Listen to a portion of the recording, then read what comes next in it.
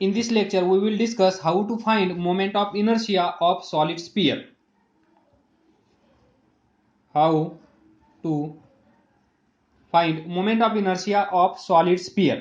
पहा, मागच्या लेक्चरमध्ये आपण हॉलो स्पियर पाहिला. हॉलो स्पियर म्हणजे आतमध्ये मटेरियल नसेल, आतमध्ये पोकळ जागा असेल. सॉलिड स्पियर म्हणजे आतमध्ये मटेरियल पूर्णपणे भरलेला असेल. जर तुम्ही गोळा फेक एक गेम आहे तो गेम पाहिला असेल, त्यातला गोळा जो आहे तो म्हणजे सॉलिड स्पियर. तो माहित नसेल तर कांदा पहा, कांदा स्पियर नाहीये, स्पेरिकल नाहीये, पण जसा तो पूर्णपणे भरीव आहे तसा असेल सॉलिड स्पियर. तर या सॉलिड स्पियरचा मोमेंट ऑफ इनर्शिया फाइंड कसा करायचा ते आज आपण पाहणार. तत्पूर्वी आपल्याला माहित आहे moment of inertia of hollow sphere is 2/3 mr². याची आपल्याला खूप हेल्प होणार आहे to derive the moment of inertia of solid sphere. To find moment of inertia of solid sphere, consider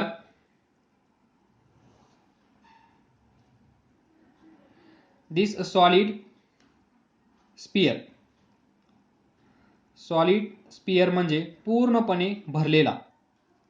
हा त्याचा सेंटर. त्याची एक ऍक्सिस आपण कन्सिडर करूया दिस.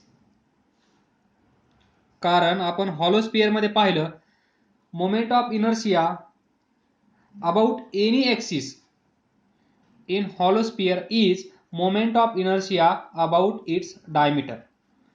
Very similar to hollow sphere, here also moment of inertia of solid sphere about any axis is moment of inertia about its diameter.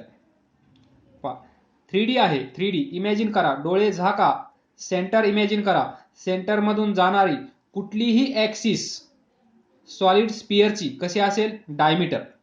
So moment of inertia about diameter for solid sphere. तर पहा, ही एक continuous mass distribution असणारी body आहे. कोणती? Continuous mass distribution body. Continuous mass distribution. मग continuous mass distribution असणाऱ्या बॉडीचा मोमेंट ऑफ इनर्शिया आपण कसा फाइंड करतो? काय करतो? एक छोटासा पार्टिकल कन्सिडर करतो. त्या छोट्याशा पार्टिकलचा मोमेंट ऑफ इनर्शिया आपण फाइंड करतो. त्यानंतर इंटिग्रेशन टेक्निक यूज करून टोटल बॉडीचा मोमेंट ऑफ इनर्शिया आपण फाइंड करतो. This is simple procedure. Before this, if this is axis AB, here is the particle having mass dm and this distance is r. Then moment of inertia about axis AB is mass dm into this distance square of this distance. This is basic definition of moment of inertia. प्रत्येक वेळेस मी revise करत आहे, लक्षात घ्या, पाठ करून ठेवा.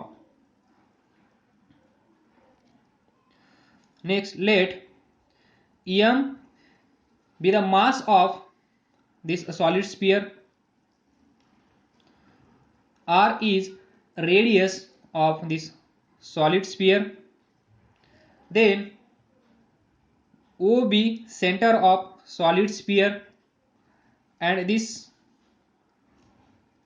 OX is axis, that is about we are going to find moment of inertia of solid sphere. Next, general procedure to find moment of inertia of continuous mass distribution body. What is first point? Consider छोटासा particle, छोटासा mass of that body. तर पहा, ही body 3D आहे हे विसरू नका. कशी आहे? 3D. त्यामुळे याचा छोटासा पार्टिकल असा येणार नाही. हा सॉलिड स्पियर असल्यामुळे याचा छोटासा पार्टिकल कसा येईल पहा. Take this small circle, then next to this small circle, आणि या सर्कलच्या बाहेरचा एवढा पोर्शन रिमूव्ह करा. जे छोटस आतलं सर्कल आहे त्याच्यामधला हा सर्व पार्ट रिमूव्ह करा. तर काय शिल्लक असेल? थोडक्यात तुम्हाला इथे रिंग सारखं दिसेल, पण ही रिंग नसेल. तर हे काय असेल? हा असेल हॉलो स्पियर. काय असेल? Hollow sphere. कारण पहा, सॉलिड स्पियर 3D, इथून एक पहा, हे जे आपण सर्कल काढला आहे याच्या बाहेरचा या साईडचा पार्ट पूर्ण रिमूव्ह करा. त्याच्यामधलं आतमधलं हे जे सर्कल आहे याच्या आतमधला पार्ट पूर्ण रिमूव्ह करा. तर मग शिल्लक काय असेल? जर त्याचा एक स्लाइस घेतला तर तुम्हाला दिसेल असं, पण हे असं ऍक्च्युअली नसेल. ऍक्च्युअली असेल hollow sphere having this thickness, small thickness. We can't imagine एवढी स्मॉल थिकनेस. आपण ती इमॅजिन करू शकणार नाही एवढी स्मॉल थिकनेस. त्याला आपण काय कन्सिडर करतो? dx. इथे असेल सेंटर. सेंटर पासून हा आतला जो सर्कल आहे त्याचा रेडियस x. रेडियस r आपण कन्सिडर करणार नाही, रेडियस x कन्सिडर करणार. कारण प्रत्येक वेळेस आपण x x x distance consider केला आहे, तुम्हाला कन्फ्युजन नको म्हणून x. Thickness dx, radius x या हॉलो स्पियरची. तर पहा, आणि इथे मटेरियल असेल एवढ्या भागामध्ये मटेरियल असेल. Try to understand, try to imagine this portion. This is not, जे इथं दिसत आहे असं हे नाहीये. हे हॉलो स्पियर आहे. स्पियर कन्सिडर करा बॉल. जे लहान मुलं क्रिकेट खेळतात, म्हणजे आपण पण खेळलो आहोत. तर तो बॉलच्या आतमध्ये पहा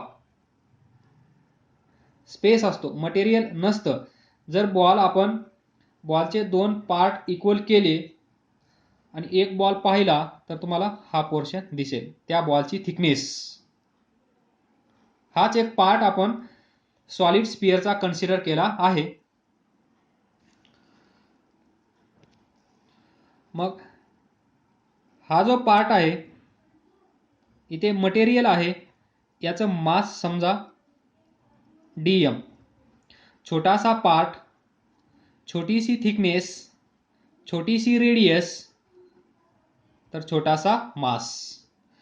पहा, तुम्हाला जो पार्टिकल तुम्ही कन्सिडर केला त्या पार्टिकलचं मास माहित झालं, त्या पार्टिकलचं सेंटर पासूनचं डिस्टन्स माहित झालं. तर पहा, मास माहित आहे, डिस्टन्स माहित आहे. बेसिक डेफिनेशन नुसार आपण या छोट्याशा पार्टिकलचा मोमेंट ऑफ इनर्शिया फाइंड करू शकतो. कसा असेल? dm(x²).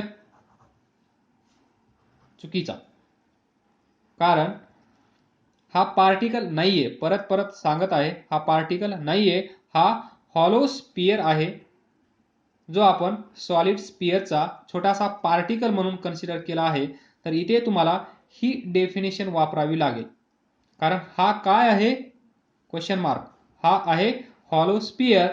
तर इथे हॉलो स्पियरचा फॉर्म्युला आपल्याला यूज करावा लागेल आणि त्यावेळेस आपल्याला भेटेल छोटासा moment of inertia due to छोटासा मास.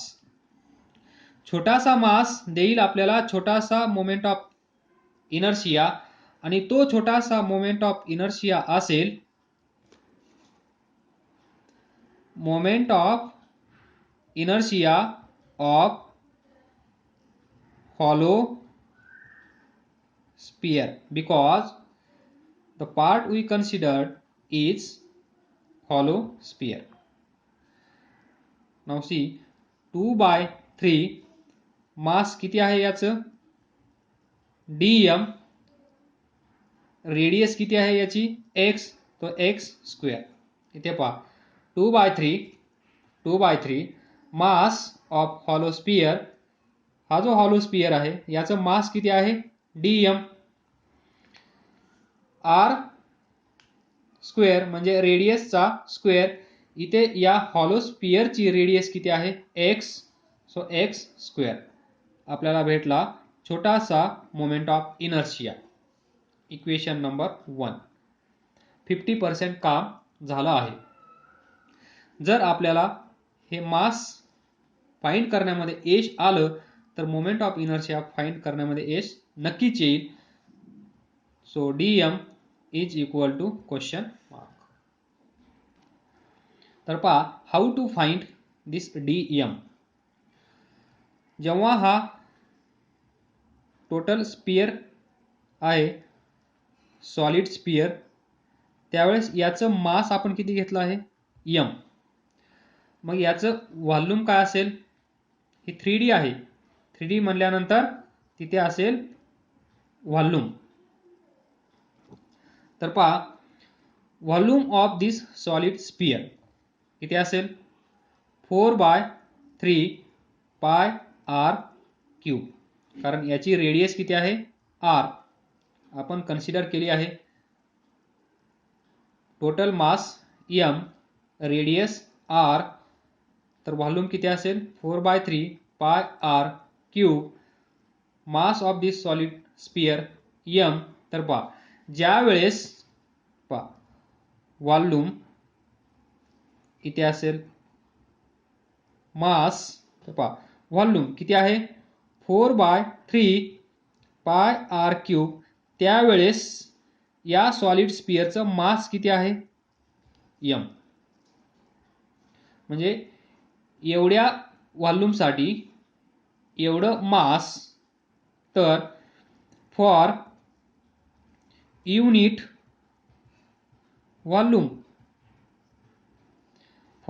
व्हॉल्यूम मास किती असेल कन्सिडर करूया आपण y मास. तर क्रॉस प्रॉडक्ट घ्या आणि y ची व्हॅल्यू फाइंड करा. काय येईल y याला मल्टिप्लाय होईल.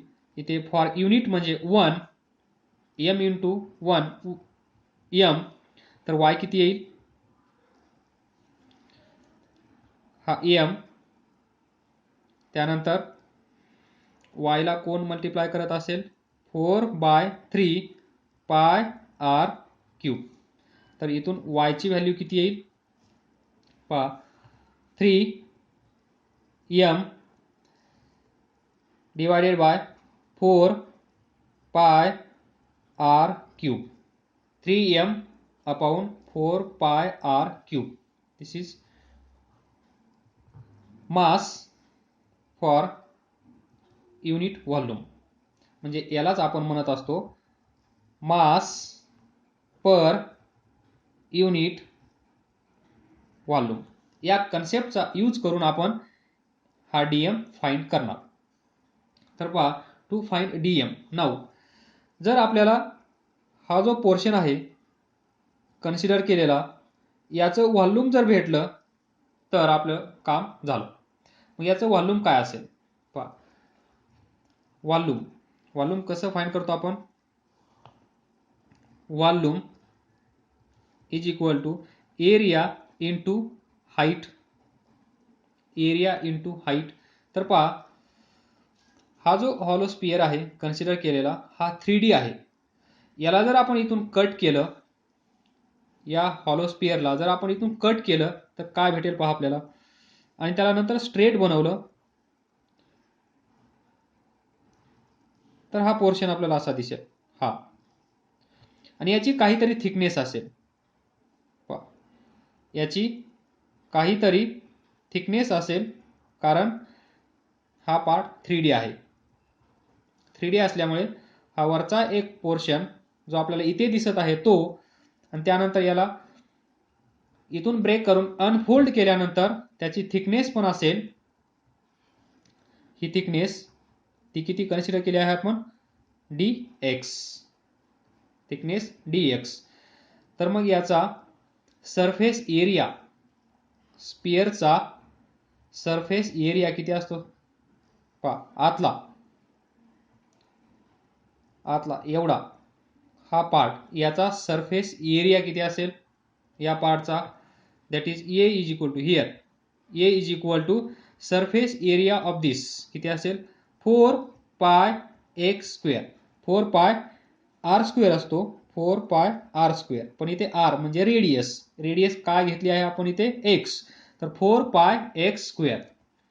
So surface area of this small part is 4 pi x square. h means this thickness, this किती आहे dx. म्हणजे तुम्हाला एरिया माहित झाला, हाईट माहित झाली, हे समजून घेण्याचा प्रयत्न करा. 3D आहे, इमॅजिन करा. इथून ब्रेक केल्यानंतर तुम्हाला ही स्ट्रीप दिसेल वरची, त्यानंतर त्याला थिकनेस पण असेल ही असा असेल, आणि याला बेंड करून जॉईन केल्यानंतर तुम्हाला हा पार्ट दिसेल. Area 4 pi x square, height dx, तर व्हॉल्यूम काय येईल, volume v is equal to या छोट्याशा पार्टचं volume 4 pi x square dx, 4 pi x square dx. तर पहा, म्हणजे याचं व्हॉल्यूम आपल्याला भेटलं. पहा 3D म्हणल्यानंतर आणि स्पियर म्हणल्यानंतर त्याचा सरफेस एरिया असतो 4 पाय आर स्क्वेअर. जर इमॅजिन झालं नसेल तर 4 पाय आर स्क्वेअर, तर हा आतला पार्ट, त्याची रेडियस किती आहे x, तर त्याचा सरफेस एरिया किती येईल 4 पाय आर स्क्वेअर. मग याचा सरफेस एरिया 4 पाय आर स्क्वेअर तुम्हाला माहित असेल, तर याची थिकनेस किती आहे dx. तर याला आपण हाईट म्हणजेच थिकनेसनी मल्टिप्लाय केल्यानंतर आपल्याला भेटेल व्हॉल्यूम.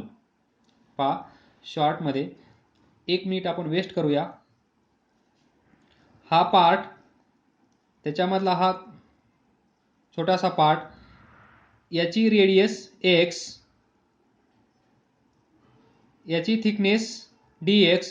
तर हा जो आतला आहे हा पार्ट, याचा सरफेस एरिया किती असेल 4 पाय एक्स स्क्वेअर, कारण स्पियरचा सरफेस एरिया असतो 4 पाय आर स्क्वेअर. इथे आर म्हणजे x, तर 4 पाय एक्स स्क्वेअर. नंतर याची थिकनेस किती आहे dx. या थिकनेसनी याला मल्टिप्लाय करा, तुम्हाला भेटेल volume. Volume is equal to area into height. Area म्हणजे surface area 4 pi x square, height म्हणजे ही थिकनेस dx. बस. तर पहा,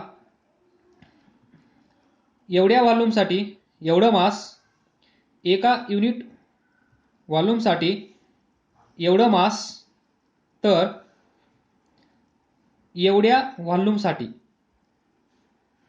फॉर युनिट व्हॉल्यूम मास किती आहे 3m अपॉन 4 पाय आर क्यूब. युनिट व्हॉल्यूमसाठी एवढं मास अवेलेबल आहे. तर एवढ्या व्हॉल्यूमसाठी 4 पाय एक्स स्क्वेअर dx, एवढ्या व्हॉल्यूमसाठी मास किती असेल क्वेश्चन मार्क. इथे y घेतलं होतं, आपण इथे y1 घेऊया. अगेन सेम मेथड, इथे 1 आहे, y1 into 1 y1, 3m upon 4 पाय R cube into 4 pi x square dx.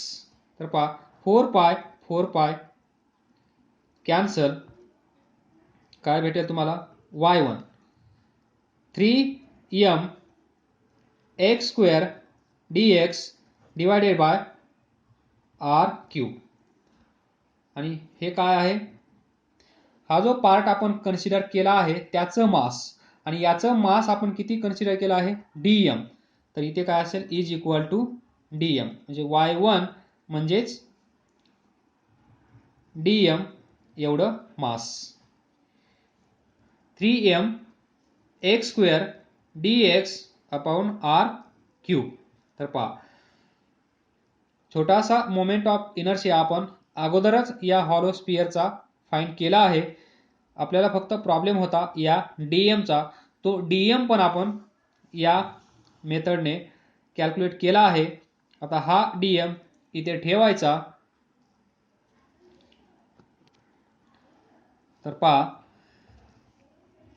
D I is equal to 2/3 dm. Dm म्हणजे किती आहे, 3m x square dx upon r cube 2/3. ते पाठीमागचं सुरुवातीला फाइंड केलेलं equation number 1. From equation number 1, 2/3 this dm ही value into x square. तर पहा, 2/3 3 cancel, 2m r radius of solid sphere constant, so हे पण बाहेर येईल. एक्स स्क्वेअर, हा एक्स स्क्वेअर काय असेल, एक्स रेस टू 4 dx, इथे असेल डी आय. तर पहा नेक्स्ट, हा सॉलिड स्पियर जो आपण कन्सिडर केला हॉलो स्पियर तो हा. तर पहा, याचा डिस्टन्स x, याची रेडियस सॉलिड स्पियरची r, जो पार्ट आपण कन्सिडर केला त्याची रेडियस x. तर पहा नेक्स्ट स्टेप काय असेल, taking integration on both side. Integration घेतल्यानंतर नेक्स्ट स्टेप काय असते, limits. Lower limit. Lower limit काय असेल पहा, लोअर लिमिट म्हणजे हा जो पार्ट आपण कन्सिडर केला तो इथून कन्सिडर केला, हे ॲक्सिस, त्याला आपण डायमीटर म्हणू शकतो. इथे आपण कोणती कन्सिडर केली आहे, ओ एक्स. तर पहा, ही एक्स ची व्हॅल्यू मिनिमम किती असेल, त्यावेळेस हा कन्सिडर केलेला पार्ट सेंटरला येईल. म्हणजे हा पार्ट जो आहे आपण कन्सिडर केलेला तो पार्ट डोळे झाकून इमॅजिन करा आणि त्याला छोटा छोटा छोटा छोटा करत जा. एक वेळ अशी येईल की एक्स ची व्हॅल्यू 0 होईल. एक्स ची व्हॅल्यू 0 होईल आणि तो पार्ट सर्वात लहान असेल, त्याच्यापेक्षा लहान तो पार्ट होणार नाही. त्याला आपण म्हणतो लोअर लिमिट. त्यानंतर रिव्हर्स, हा पार्ट इथून इन्क्रीज करत जा, म्हणजे एक्स ची व्हॅल्यू रेडियस वाढवत वाढवत वाढवत जा, कुठपर्यंत, इथपर्यंत. म्हणजे तो पार्ट इथे आला पाहिजे, असा हा पार्ट तयार झाला पाहिजे हा. त्यावेळेस एक्स ची व्हॅल्यू काय असेल, x is equal to r असेल. म्हणजे एक्स ची व्हॅल्यू 0 असेल ज्यावेळेस हा पार्ट सेंटरला इथे असेल असा, आणि एक्स ची व्हॅल्यू आर असेल त्यावेळेस हा पार्ट इथे असेल. म्हणजे 0 टू आर, 0 टू आर जर आपण लिमिट घेतले तर 0 टू आर दिस डिस्टन्स, म्हणजे total part of solid sphere consider केला जाईल. या सॉलिड स्पियरचा total part, total portion, total material आपल्याला कन्सिडर करायचं आहे. त्यासाठी आपण लिमिट्स घेत आहोत आणि ते कन्सिडर करण्यासाठी, टोटल पार्ट कन्सिडर होण्यासाठी एक्स ची व्हॅल्यू मिनिमम किती असली पाहिजे, एक्स ची व्हॅल्यू मिनिमम 0 असली पाहिजे आणि एक्स ची मॅक्सिमम व्हॅल्यू किती असली पाहिजे, r, that is radius of this solid sphere. तर पहा, इथे ठेवा 0, इथे ठेवा आर. तुमचं काम झालं. इथून पुढे तुम्ही इंटिग्रेशन मास्टर आहात. तर काय येईल, 2 constant m mass of solid sphere constant r cube integration of x raised to 4 dx limit 0 to r 2m upon r cube integration काय असेल, x raised to 5 divided by 5 upper limit r lower limit 0. या साईडला काय असेल, integration of d च I about O x, moment of inertia of solid sphere about O x.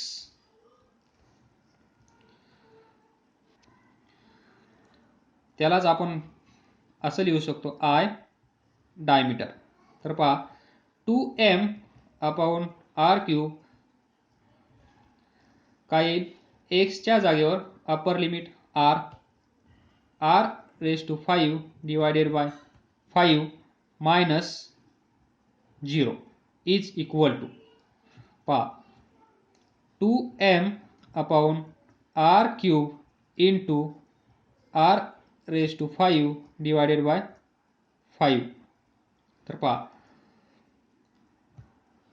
3 r cancel होतील, इथले पण 3 गायब होतील, शिल्लक काय असेल r स्क्वेअर. तर moment of inertia I about diameter for solid sphere किती असेल, 2/5 mr स्क्वेअर पहा हॉलो स्पियरचा आहे 2/3 mr स्क्वेअर, सॉलिड स्पियरचा आहे 2/5 mr स्क्वेअर. जर तुम्हाला त्या सॉलिड स्पियरचं मास माहित असेल, त्या सॉलिड स्पियरची रेडियस माहित असेल, तर हा फॉर्म्युला यूज करून तुम्ही त्याचा moment of inertia about diameter find करू शकता. पहा about diameter, only about diameter. Axis change झाली की मोमेंट ऑफ इनर्शिया चेंज होणार म्हणजे होणार, आणि त्यावेळेस तुम्हाला हेल्प करेल पॅरलल ॲक्सिस थेरम आणि परपेंडिक्युलर ॲक्सिस थेरम. नेक्स्ट, हा सॉलिड स्पियर ही त्याची ॲक्सिस ओ एक्स, त्यालाच आपण अबाउट डायमीटर म्हणू शकतो. तो किती आला, I diameter is equal to 2/5 mr square, किंवा IOX is equal to 2/5 mr square. तर पहा question, find moment of inertia of solid sphere about its tangent. तर पहा येईल फाइंड करता, इथे आहे सॉलिड स्पियर, पहा इथे ड्रॉ करतो, हा सॉलिड स्पियर, ही ती ॲक्सिस ओ एक्स, इथे मोमेंट ऑफ इनर्शिया माहित आहे तुम्हाला, ही ॲक्सिस सेंटरमधून पास होत आहे, त्याला आपण I जी लिहू शकतो, तो किती आहे 2/5 mr स्क्वेअर. तर पहा आपल्याला फाइंड करायचं आहे moment of inertia about tangent. This is tangent A B. तर पहा इमॅजिन करा, जी ॲक्सिस या सेंटरमधून जात आहे ती ॲक्सिस या ए बीला कशी असेल, हे जर इमॅजिन झालं तर प्रॉब्लेम सॉल्व झाला. इमॅजिन करा तुमच्या समोर बॉल आहे, बॉल म्हणजेच त्याच्या सेंटरमधून एक ॲक्सिस जात आहे, आणि त्या बॉलचा बॉलची ही टँजंट. तर ह्या दोन ॲक्सिस एकमेकांना कशा असतील हे इमॅजिन झालं म्हणजे हा क्वेश्चन सॉल्व्ह. कशा असतील? दिस axis and this AB are parallel to each other. या दोन ॲक्सिस एकमेकांना पॅरलल आहेत हे जेव्हा तुम्हाला समजेल त्याच क्षणी तुम्ही पॅरलल ॲक्सिस थेरम यूज करू शकता. आणि पॅरलल ॲक्सिस थेरम काय असतो? Moment of inertia about AB इथे काढायचा असेल तर ही या साईडला moment of inertia about this axis इथे असेल इज इक्वल टू असेल IG plus mh square. IG म्हणजे moment of inertia of this solid sphere about an axis which passes through centre. ही सेंटर मधून जात आहे. तुम्ही कशी ॲक्सिस घ्या, हा 3D आहे, हा स्पियर आहे, ती डायमीटरच असेल. तर पहा या दोन ॲक्सिस एकमेकांना पॅरलल. तर IG ची व्हॅल्यू किती आहे? 2/5 mr square plus m. What is h? h is distance between these two axis. त्यालाच आपण म्हणू शकतो perpendicular distance between these two axis. या दोन ॲक्सिस मधलं परपेंडिक्युलर डिस्टन्स. आणि इथं ते किती असेल? त्याला आपण h म्हणतो. किती असेल? Is equal to r, that is radius of solid sphere. मग इथे लिहा r स्क्वेअर. LCM घ्या 5. इथे असेल 2mr स्क्वेअर. इथे असेल 1 5 ने याला मल्टिप्लाय करा. इथे येईल 5mr स्क्वेअर आणि हे किती येईल? 5mr square plus 2mr square 7mr square divided by 5. That is 7/5 mr square. This is moment of inertia of solid sphere about its tangent. Thank you.